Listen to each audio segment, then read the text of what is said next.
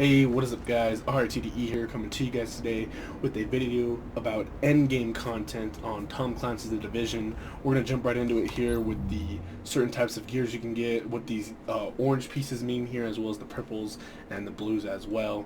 So we're going to talk about a few things here. We're going to talk about DPS, we're going to talk about your health stat and your skill stat, and it all has to do with how much firearms, stamina, or electronics ratings you have, and all of these correlate to what type of armor pieces you have, as well as attachments on your weapons and things of that nature. So let's jump into the base of operations just over here.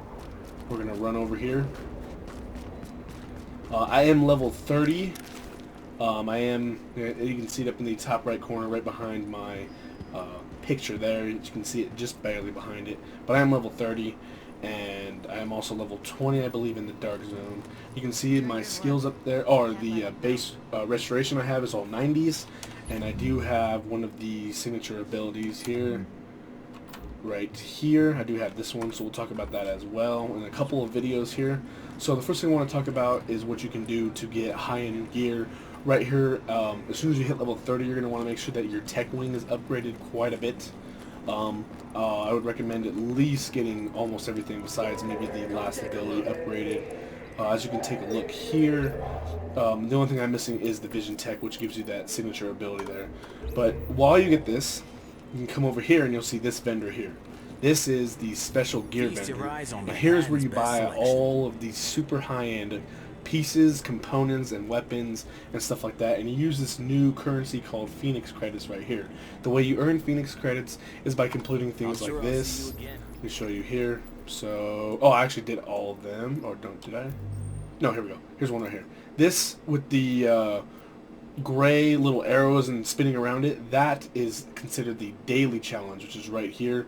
It's basically a mission that you did previously, but once you hit level 30 you can unlock the daily challenges, and then it allows you to do the mission on a super hard difficulty. So let's see here. Replay mission. Let's talk Grand Central. The LMB have set up shop there and control the it'll be surrounding area. you have to at least play either on hard or on challenging mode, which is a difficulty here, and it's a very major difficult. forward It base for recommends them, 4 and it's players well supplied with to do troops that. and munitions, which they've been So moving through the subway tunnels. A small get these team. guys to stop talking. Okay. So some other things I want to show you guys is some places you can actually get materials to be able to craft certain items. So you're going to want to get some of the stuff from your fabric cabinet over here, which is this way. This thing right here. You're going to want to open first unlock this, and then always come here every 2 hours to get your fabric to craft certain types of clothing. And then at the same time you can come over here and you can open up this crate right here and get weapon parts to get rare weapon parts. You can pick up high-end pieces there too, which is the orange there, as well as in all the other ones as well.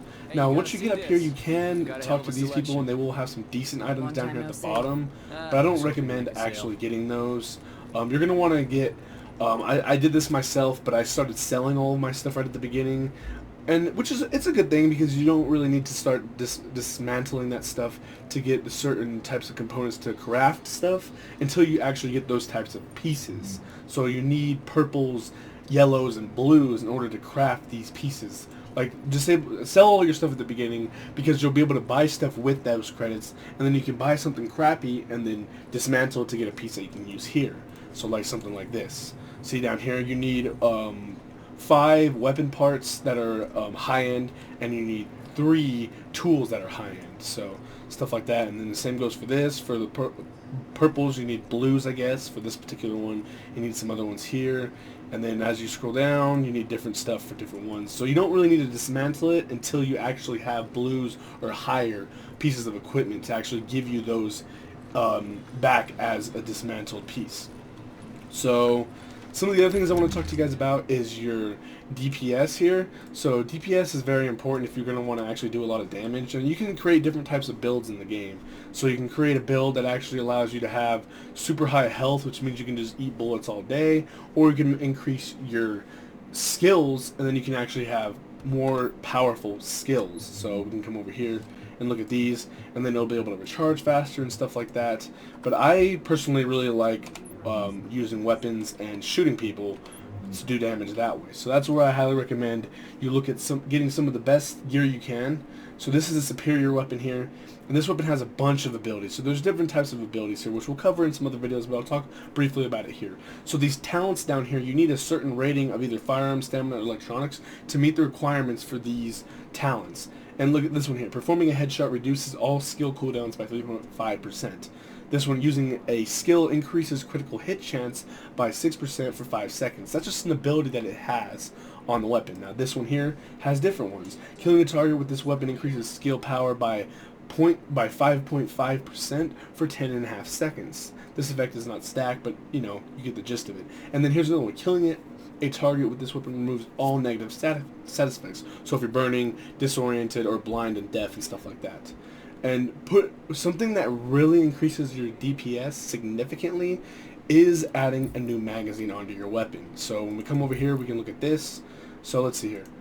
I'll take off. There we go. I took off this particular extended magazine for this heavy magazine spring, which increases critical chance or critical damage and rate of fire. Yes, the rate of fire will make it where you can do more damage per second by being able to shoot them faster, but that only gives me 20 rounds in the magazine.